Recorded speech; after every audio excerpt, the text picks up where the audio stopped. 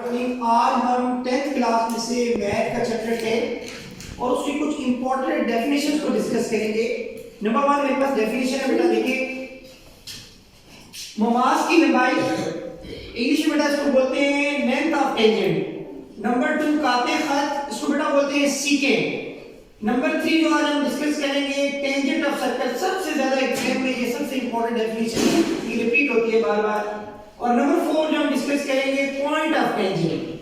Basically देखा जाए तो ये सारी डेफिनेशन एक दूसरे से इंटरलिंक है। अब देखिएगा कैसे लिंक कर रही है। देखें सर्कल सबसे पहले देखते हैं दायरा।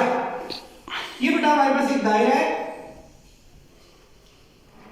मुझे कोई भी पूछता है दायरा क्या होता है, सादा अल्फाज में दायरा ऐसे कहते हैं ये सारे नुकात का सेट, ऐसे नुकात का सेट जिनका फासला एक फिक्स नुक्ते से, ये मरकज से बराबर हो, इसे दायरा कहते हैं।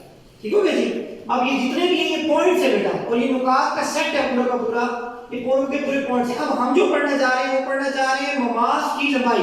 मोमास किसे कहते हैं? कहते हैं ऐसा खत, ये देखिए बेटा एक खत है, ये इसको नाम दे देते हैं बेटा ए और बी। हमने कहा एक ऐसा खत, देखिए पहली डेफिनेशन में भी लिखा होगा, जो बैरूनी नुक्ते से, ये दायरे के किसी बैरूनी नुक्ते पर, बैरूनी बाय से बेटा एक नुक्ते के ऊपर क्या कर रहा है, मस कर रहा है, तो उसको हम क्या कहते हैं?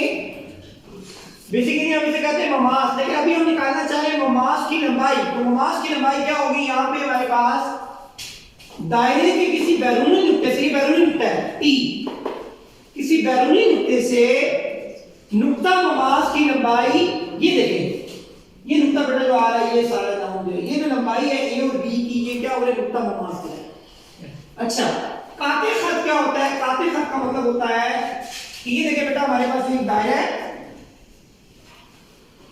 तो कहता है एक आप खत लें, मुस्तकीम खत ले, खत मुस्तकीम ले लें, स्ट्रेट लाइन ले लें। ये देखिए बेटा स्ट्रेट लाइन ले ली, ये स्ट्रेट लाइन मैंने ले ली। खत जो होता है बेटा दोनों तरफ से बढ़ाया जा सकता है, ए और बी को मजीद एक्सटेंड भी कर सकते हैं। तो ए और बी हमारे पास देखिए बेटा ए और ये बी है, ये खत मुस्तकीम है। इसने क्या किया? दायरे को ही किसे कहते हैं? सरकमफ्रेंस ऑफ सर्कल, ये जो बाउंड्री है, इसको दो मुख्तलिफ पॉइंट्स में इसने क्या किया? कट किया। उन दोनों पॉइंट को मैंने क्या नाम दे दिया बेटा? पीटी। तो जब कोई खत मुस्तकीम हो और दायरे को दो मुख्तलिफ निकात पे क्या करे? मस करे, किता करे, तो उसे क्या कहते हैं? ऐसा खत मुस्तकीम, ये खत मुस्तकीम है बेटा, जो क्या करे? दायरे के मुहीत को, ये दायरे का मुहीत है, इसको दो नुकात पे, ये दो नुकात है पीओटी, इस पर किता करे, तो इसको बोला बेटा बोलते हैं काते खत या सीकेंट। समझ में आ गई बात? अच्छा अब आ जाते हैं बेटा दायरे का मोमास।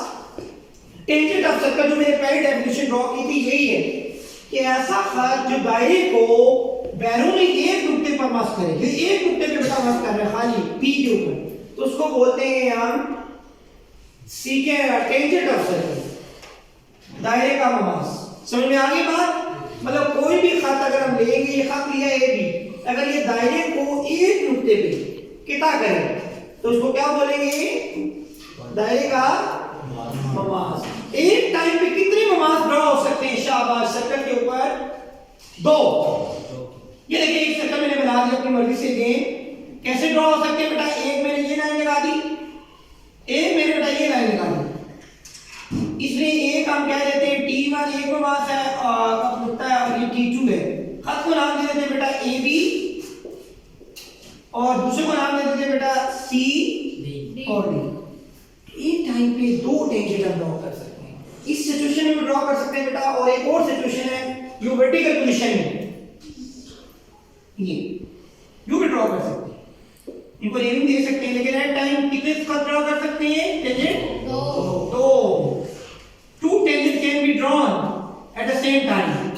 अच्छा अब इनको भी नाम दे सकते हैं बेटा ए बी, और इसको हम कह देते हैं T1, नुक्ता मोमास T2, इसको नाम देते हैं सी, इसको नाम देते हैं डी। अच्छा और लास्ट डेफिनेशन है हमारी पॉइंट ऑफ टेंजेंट, और जिस नुक्ते में बेटा इसने कितना किया है, ये T1 T2, उसको क्या बोलते हैं? दायरे का नुक्ता ममास। तो दायरे का जिस नुक्ते पर मुहीत को कितना करता है वो नुक्ता ममास कहलाता है। ओके, फिर रिपीट कर दिया मैंने, ममास की लंबाई, काते खत, दायरे का ममास, दायरे का नुक्ता ममास। कोई प्रॉब्लम है इसमें, कोई डाउट है तो बताएं।